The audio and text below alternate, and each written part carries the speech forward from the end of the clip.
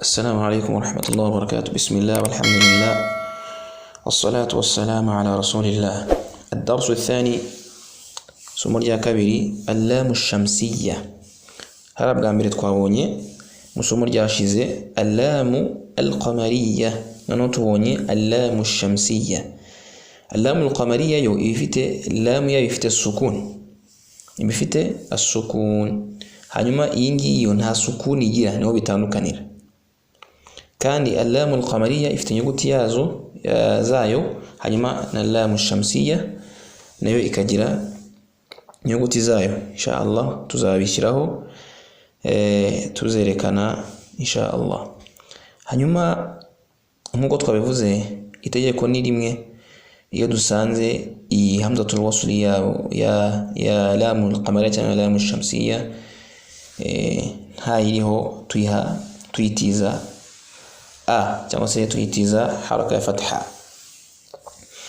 a arru arruhu arruhu wa warru warruhu warruhu a addu ha adduha ha الضحى تسميه الضحى تزامنا gatoya kabiri kubera ingini alhamzatu almamduda hamzatu mamduda twavuze ko nayo ari mbwoko bwa madda kurugwa kabiri. Hanyuma tugasoma hano والضحى والضحى حاء والضحى ubundi rugero wenda والساعة والساعة.